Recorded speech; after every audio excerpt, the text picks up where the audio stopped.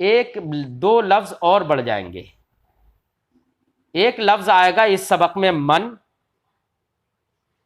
और एक लफ्ज आएगा मां। दो लफ्ज आएंगे बेटा इस सबक में नए आपके लिए। मन का माना होता है अरबी जबान में कौन। क्या होता है मन का माना? कौन। और मां का माना होता है अरबी जबान में क्या। बेटा मन और मां दो लफ्ज बोले जाते हैं। इसके अलावा भी बहुत सारे लफ्ज होते हैं, जैसे उर्दू में हम बोलते हैं कौन है, या हम बोलते हैं क्या है। तो कौन और क्या के लिए अरबी जबान में मन और मां आता है। तो मन का माना होता है कौन और मां का माना होता है क्या। दोनों के बीच में फर्क है। जहां पर आप ये देखें कि ये रूह वाला है, जान वाला, कोई लिविंग थिंग होती है, कोई नॉन लिविंग थिंग होती है। तो एक जानदार, दूसरे हम उर्दू में कहें जानदार चीज होती है, एक गैर जानदार चीज होती है। एक वो चीज होती है जिसमें जान होती है, और एक वो चीज होती है जिसमें जान नहीं होती है। मिसाल के तौर पर आदमी है, जानदार है या बेजान है? जानदार है ना। ऐसी बंदर है, जानदार है बेजान है? वो जानदार है। ऐसे ही लकड़ी है, ये जानदार है बेजान है? बेजान है लकड़ी। तो दो तरह के चीजें होती हैं बेटा, एक जानदार चीज होती है और एक बेजान होती है। ज्यादातर इस्तेमाल मन का जो होता है वो जानदार चीजों के लिए होता है। और जानदार चीजों में भी बेटा मैं बता दूं, दो तरह की जानदार चीजें होती हैं। एक जानदार चीज वो होती है जिसमें अक्ल होती है, और एक जानदार चीज वो होती है जिसमें अक्ल नहीं होती है। अक्ल का मतलब बहुत सारी चीजों को जोड़कर नतीजा निकालना, फैसला करने की ताकत जिसके अंदर होती है।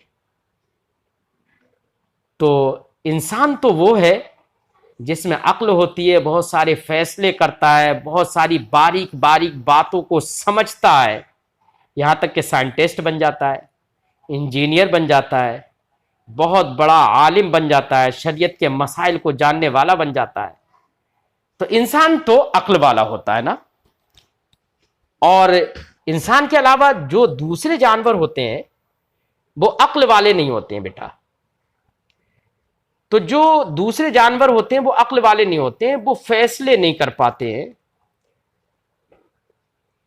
अब जो लफ्ज मन हमने बताया, मन का इस्तेमाल हमेशा उन चीजों के लिए होगा जिनके अंदर अक्ल होती है, और मां का इस्तेमाल उन चीजों के लिए होगा जिनके अंदर अक्ल नहीं होती है। अब अक्ल ना हो तो ख्वाब वो अक्ल ना होने वाली चीज, जाहिर बात है लकड़ी के अंदर भी अक्ल नहीं है, उसमें तो जान भी नहीं है और अक्ल भी नहीं है। जब जान ही नहीं है तो अक्ल तो होगी ही नहीं, अक्ल तो जान के बाद होती है। तो लकड़ी के लिए भी मां का इस्तेमाल हम करेंगे, और बंदर के लिए भी मां का इस्तेमाल करेंगे।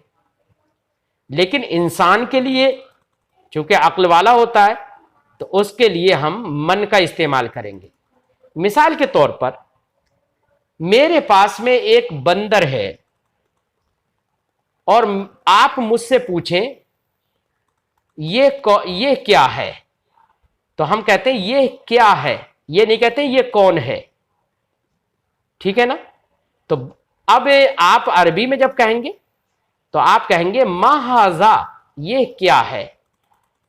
ठीक है, क्योंकि बंदर की तरफ, बंदर के लिए कहा जा रहा है, तो मां का इस्तेमाल कर रहे हैं क्योंकि वो अक्ल वाला नहीं है।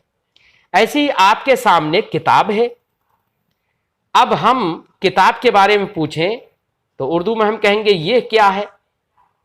तो चूंकि किताब भी बेजान है, बेअक्ल है, तो अब वहां पर भी हम माँ का इस्तेमाल करेंगे, हम कहेंगे मा हाजा, ये क्या है। वहीं पर अगर हमारे सामने कोई लड़का है, कोई लड़की है, कोई आदमी है, कोई औरत है, अगर वो है उसके बारे में आप पूछें तो आप कहेंगे ये कौन है ना। तो अब अरबी जबान में हम उसका तर्जमा करेंगे मन हाजा, है ना। अब मन हाजा का माना हुआ ये कौन है।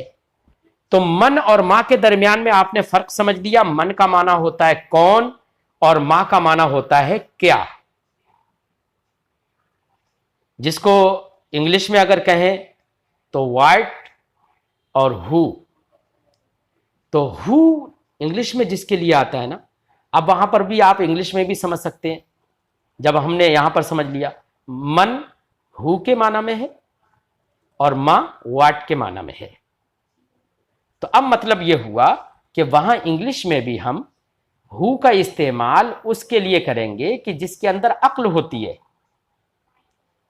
और व्हाट का इस्तेमाल उन चीजों के लिए करेंगे जिसमें या तो अक्ल ही नहीं होती है या रूह नहीं होती है, उनके लिए करेंगे। तो मन का माना कौन और मां का माना क्या। जब भी हम अक्ल वाली चीज के बारे में पूछेंगे तो हम कहेंगे मन हाजा, ये कौन है।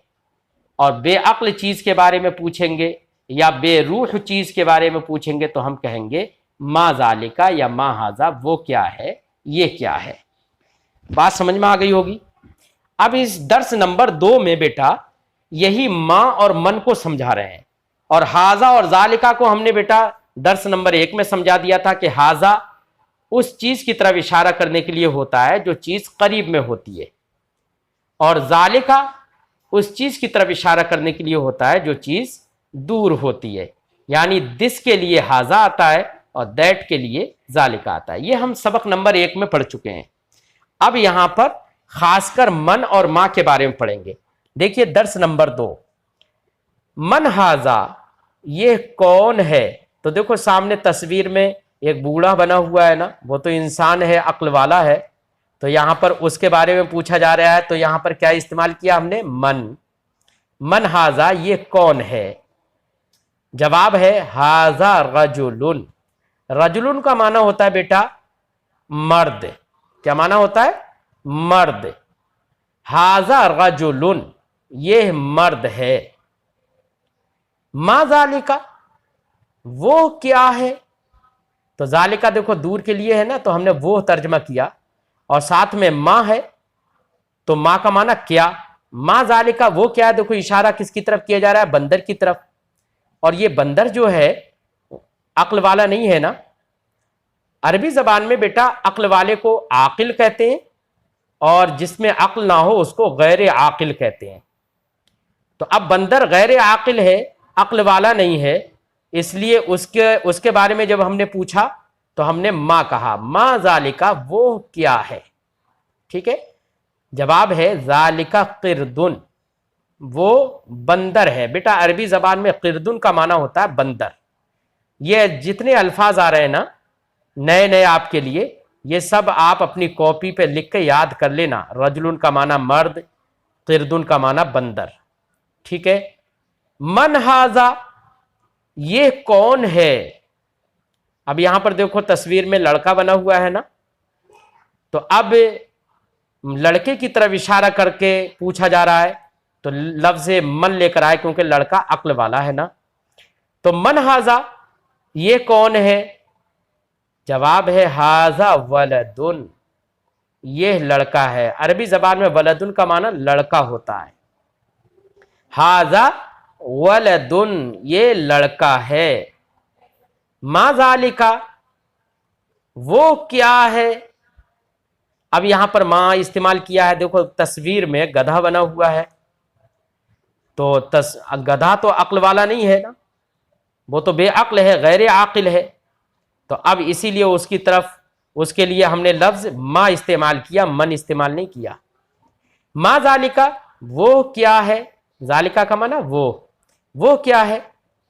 जवाब है जालिका हिमारुन, वो गधा है। जालिका हिमारुन, हिमारुन का माना अरबी में होता है बेटा गधा। जालिका हिमारुन, वो गधा है।